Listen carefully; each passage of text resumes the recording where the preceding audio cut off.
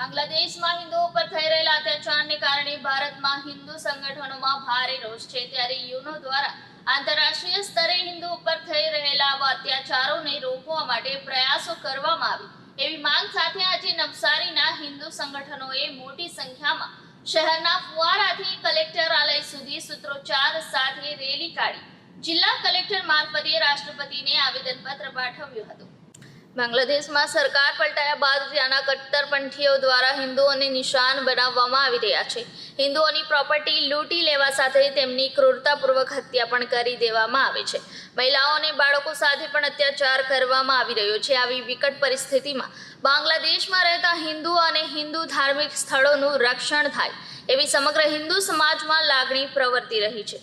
ત્યારે આજે નવસારી જિલ્લાના હિન્દુ સંગઠનો દ્વારા થઈને વિવિધ સંપ્રદાયોના ધર્મગુરુઓ, કથાકારો, સંતો તેમજ સામાજિક આગેવાનોની આગેવાનીમાં શહેરના ફુવારાથી બાંગ્લાદેશ સામે કાર્યવાહી કરવાની માંગ તેમજ આતંકવાદને નાથવા માટે સૂત્રોચ્ચાર સાથે વિશાળ રેલી કાઢવામાં આવી હતી, જે શહેરના રાજમાર્ગો ઉપર લોકોને જાગૃત કરતા આગળ વધી હતી। સાથે જિલ્લા કલેક્ટર કચેરી ખાતે પહોંચેલ કલેક્ટર ક્ષિપ્રા આગરેના માધ્યમથી ભારતના રાષ્ટ્રપતિને આવેદનપત્ર પાઠવવામાં આવ્યું હતું, જેમાં ઇસ્કોનના સંત ચિન્મય કૃષ્ણદાસને બંધક બનાવવામાં આવ્યા છે, તેમને મુક્ત કરવામાં આવે, હિન્દુ ધાર્મિક સ્થળોની સુરક્ષા વધારવામાં આવે તેમજ હિન્દુઓ પર થતા અત્યાચારો રોકવામાં આવે, પીડિતોને ન્યાય મળે અને ગુનેગારો સામે સખત કાર્યવાહી થાય એવી માંગ કરવામાં આવી છે। આપણે સૌ સાથે મળી અને સાથે નવસારીની હિન્દુ હિત રક્ષક સમિતિ દ્વારા આજે એક રેલીનું આયોજન કરવામાં આવ્યું છે, જે બાંગ્લાદેશની અંદર હિન્દુઓ ઉપર જે અત્યાચારો થઈ રહ્યા છે એ અત્યાચારોનો વિરોધ કરવા સમસ્ત નવસારી નગરની 10,000 થી વધુ પબ્લિક અહીંયા એકત્ર થઈ છે અને કલેક્ટર દ્વારા મહામહિમ રાષ્ટ્રપતિજીને આયોજન પહોંચાડીશું અને આંતરરાષ્ટ્રીય માનવ અધિકાર પંચ પણ આના માટે જાગૃત થાય અને બાંગ્લાદેશમાં રહેતા હિન્દુઓની રક્ષા માટે કટિબદ્ધ થાય એટલા માટે થઈને આજે રેલીનું આયોજન કરવામાં આવ્યું છે। આમાં સમસ્ત નવસારી નગરના સમસ્ત હિન્દુ સમાજની તમામ સંસ્થાઓ જોડાયેલી છે। આપી શકીએ એવી ભગવાન શ્રી રામ। ઓકે, જય શ્રી રામ।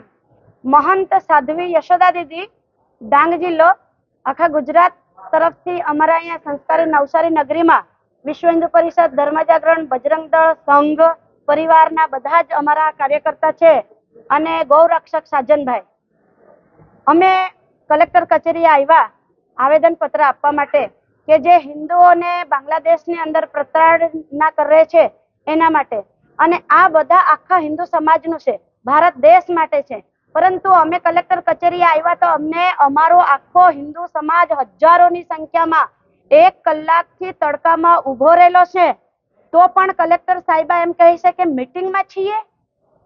આજે અમને દુઃખ થાય છે કે અમારા જેવા સાધુ સમાજને બહાર ઉભું રહેવા પડ્યું, અડધો કલાક સુધી વેઇટ કરવા પડ્યું, વેટિંગમાં ઉભા રહીને અમને લોકોને વેટિંગ ઘરમાં પણ બેસવા નહોતા દીધા।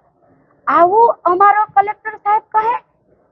જે કલેક્ટર આખા નવસારી નગરના રાજા છે અને રાજા જ્યારે પ્રજાની સમક્ષ આવે તો પ્રજાને રાજાએ કરુણા બતાવવી જોઈએ, પણ આજે અમે જ્યારે કલેક્ટર સાહેબાને આવેદન પત્ર આપવા ગયા ત્યાં પણ કલેક્ટર સાહેબાનો જે રૂબાબ હતો એ ખરેખર કલેક્ટર છે એ રૂબાબ અમે જોયો, ત્યારે અમને એવું થાય કે પ્રશાસન એના પર વિચાર કરે। અમે તો એવી બેન જ્યારે આજે કલેક્ટર બનીને ખુરશી પર બેસી છે ત્યારે અમને ગર્વ છે, પરંતુ અમને એ વાતનું બી દુઃખ છે કે અમારે સંતોએ અને મારા આખા હિન્દુ સમાજે બહાર 1 કલાક તડકામાં ઉભું રહીને રાહ જોવી પડી, એની અમને ખૂબ જ દુઃખ છે। જય શ્રી રામ। હા, આજે આવેદન બાંગ્લાદેશની જે સ્થિતિ છે એ સ્થિતિ માટે અમે એમ કહેવા માંગીએ કે બાંગ્લાદેશની અંદર જે સ્થિતિ છે આ વાત આ કલેક્ટર સાહેબો બધા જ અમારા ગુજરાત થકી ઉપર સુધી આ વાત પહોંચાડે અને બાંગ્લાદેશના જે બી નેતૃત્વ કરનાર છે, કર્ણધાર છે, એમને અમે કહીએ છીએ હિન્દુ સમાજ કે બાંગ્લાદેશના હિન્દુઓને આ પ્રતાડના બંધ કરો। કદાચ એવો બી સમય આવશે તો મારો હિન્દુ સમાજ બાંગ્લાદેશના સડક પર ઊભો રહી જશે, આટલી તાકાત રાખે છે મારો હિન્દુ સમાજ।